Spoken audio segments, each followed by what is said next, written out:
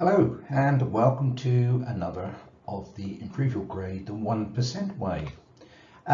This week we're looking at what's sufficient feedback given to help the pupil understand any potential critical incidents.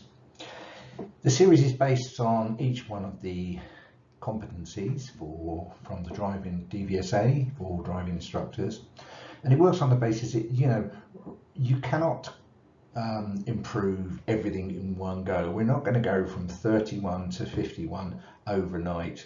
But it is reasonable for you to say that by the end of the week, if your teaching was, for example, 33, if you had a standards check today with 33, it's reasonable to think that you could move to 34 or 35, okay?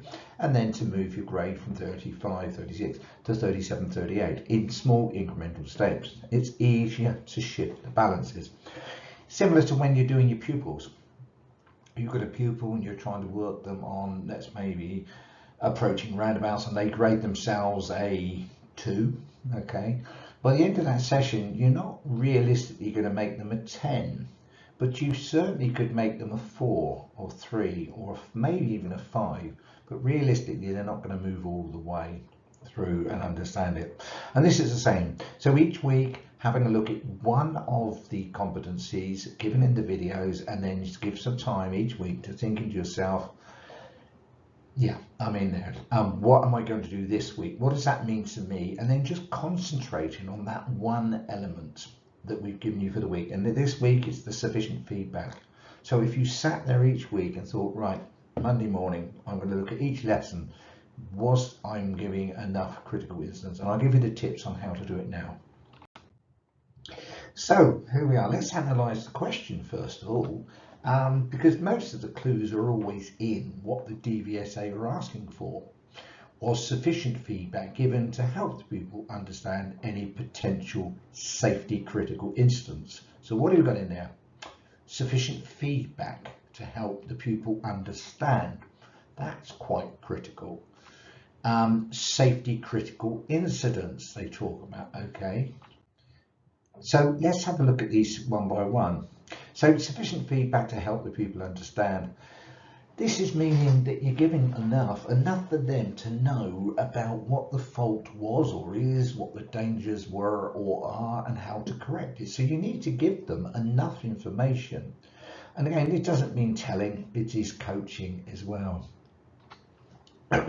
So you're going to plenty of Q&A. What was a better way of doing that? How could it have been safer? What were the risks? What were the dangers? You're still going through the process of asking those questions. And then how can we correct it? Okay. So, but it is information enough on that particular error, that particular fault, that particular risk. It's giving them enough that they, at the end of the day, have all the information and all the tools necessary, all the skills to actually correct it. And then it talks about safety critical incidents. Well, that's interesting because that's not meaning everything and anything through the lesson. It means feedback on any safety critical incidents. They're the ones that occurred throughout that lesson. All right. So things that happened during that lesson. On a standards check, of course, you have the advantage of an examiner sitting in the back who's going to go, I saw a safety critical incident, which you missed, okay, that you missed. So that in a sense, it's an advantage. But most of your lessons, you don't have that advantage. You've got to do it yourself. So you've got to be aware. And we've talked about spotting the faults, how to spot the faults, etc. all the time.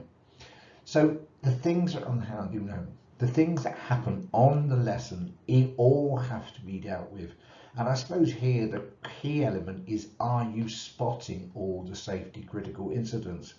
Because if you're missing some, then, well, you can't analyze, you cannot give feedback on things that you did not see. And that's very difficult. And my advice for anybody really is get another trainer to sit in the back, sit quietly in the back of a lesson and see if they see something that you are missing.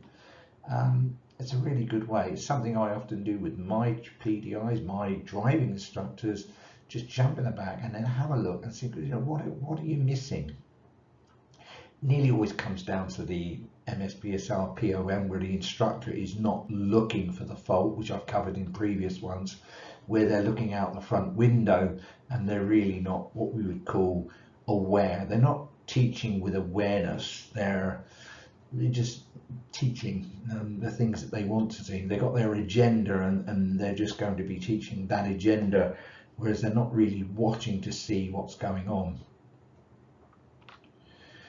And every critical incident will need addressing or coaching at some level. Some of them, it may be just a bit of a, what should you have done there? Oh yes, I know I got that wrong. It's a really, really simple one. Okay, and you've got to evaluate it, bit of Q&A, what were the risks? Yeah, we can move on. And others, it may involve changing the plan. And if the problem is bad enough, you will probably need to consider changing the plan. And remember, that leads you into one of the other safety, one of the other competencies about instructors not changing the plan. If the problem is one of the sub-skills, particularly, there's going to be a need to change the plan. What do I mean by sub-skills? Well, let's, for example, say you are teaching a maneuver and the pupil is struggling with the clutch, then take them away from the maneuver and sort the clutch problem out. I know I've said this quite a few times. You know, the place to teach somebody clutch control is not on a maneuver. It's not in the middle of a road or on a housing estate where, you know, on a corner where you're just annoying neighbours and things like that. So take them away, etc. If you're doing roundabouts, okay, and the MSPSL is weak or their routines are weak, take them away somewhere else, take them off the roundabouts, do a few junctions and get that routine sorted. And those are sub skills, etc. Well, a very, very short one today.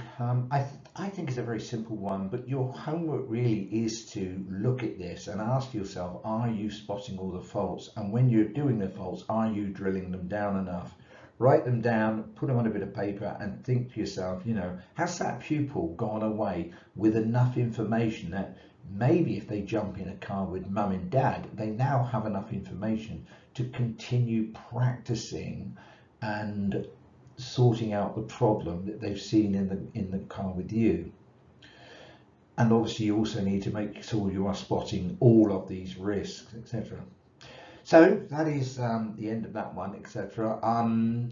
Little bit of a shameless plug, as I often do. Those of you may or may not know, of course, that I produce these books, etc. And one of the ones that is completely useful, well, very useful, is the 31 lesson plans linked there. That one contains some of the potential faults and things that you might see during a lesson.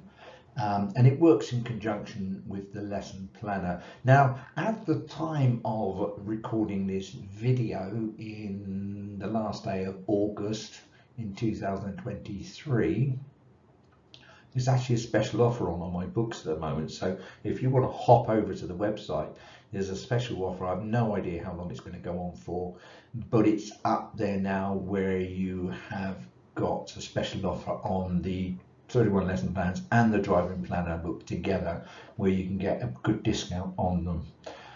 But let's hope it's still there by the time you're reading this and watching this video.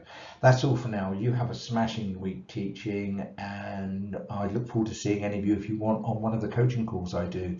Keep your eyes peeled on the DTE-Elite Facebook page. If you're not a subscriber, do subscribe now. Most of these videos are found on there anyway. And I look forward to seeing you soon then. Thanks very much then, everybody. Bye bye for now.